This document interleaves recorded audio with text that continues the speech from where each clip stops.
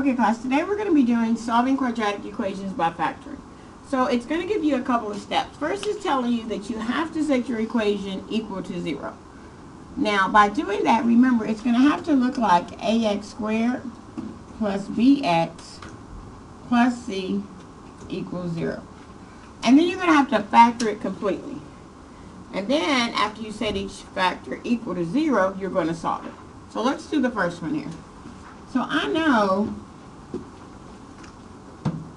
that this first term is not in the order I need it, because I need everything on the left side of the equation. So when I move everything over, I'm going to have x squared minus x minus 30 equal to 0.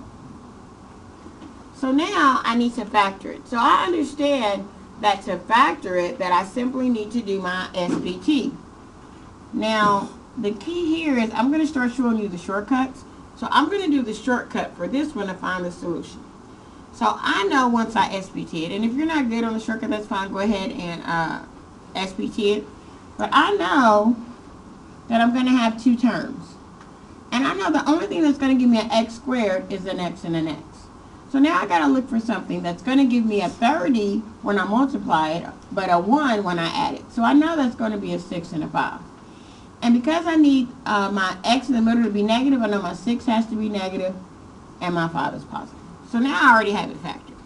So now that I have it factored, if you look here, it tells you to set each factor equal to 0 and solve.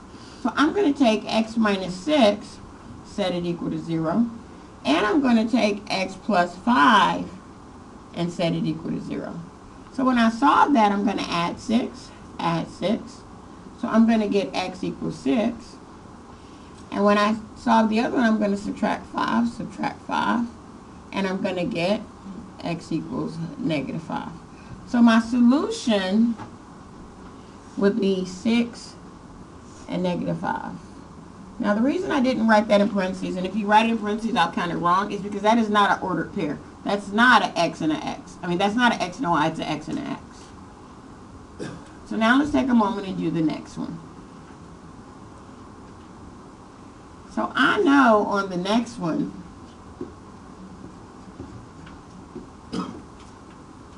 that when I bring all my terms over, I'm going to have 3x squared minus 10x, because that 10x has to be the second term, and then I'm going to have minus 8 equals 0.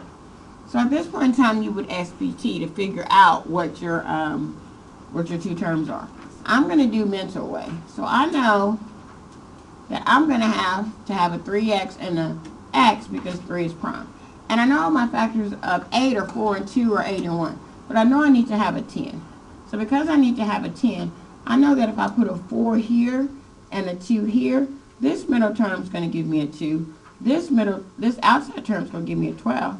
And I know that 12 and 2 can give me a negative 10 if my 12 is negative. Because my 12 is connected to my 4, I'm going to make that negative and that positive. If you didn't get that, that's fine. You're just going to SPT it. So now I have my terms, and I know I need to set that equal to 0. So when I set that equal to 0, I'm going to have 3x plus 2 equals 0. So I'll take my 2 over. I'm going to have 3x equals negative 2. Divide by 3, and I'm going to have x equals negative 2/3. So I know that is one of my solutions. So now I got to do the same thing for the other term. So I'm going to have x minus 4 equals 0. Take my 4 over, I'm going to have x equals 4. So my second term is a positive 4.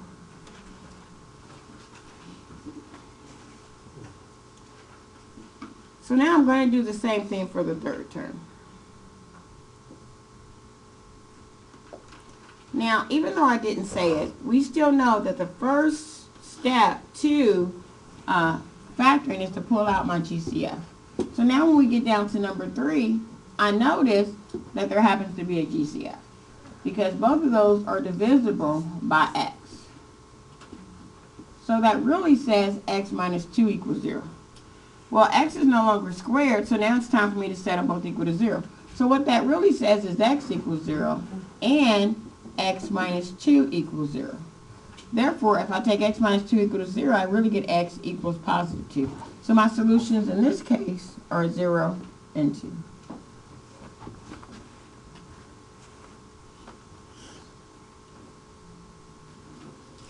So now I want to do the same thing for number 4.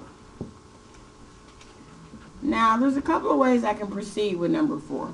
Because I notice, and I know that I can't have my leading coefficient negative, it would be easier in this case for me to take all of my terms to the right side of the equation instead of to the left.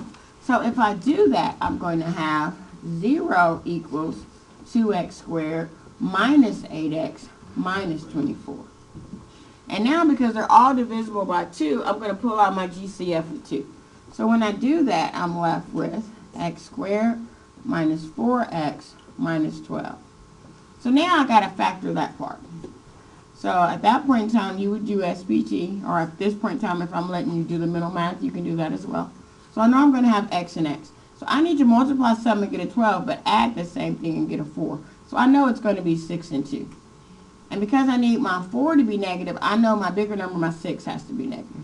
So in essence, I really have 2 times x minus 6 times x plus 2.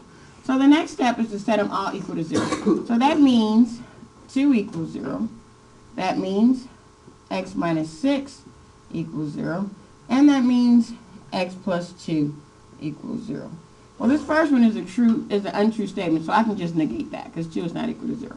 So then when I solve this, I'm going to get x equals to 6, and I'm going to get x equals to negative 2. So my solution set would be 6, negative 2.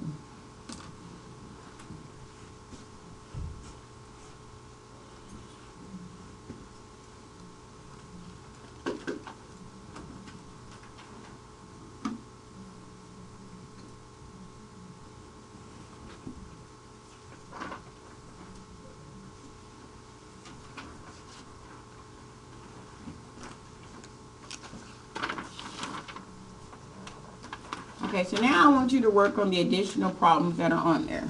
And I'll see you tomorrow. Have a good day.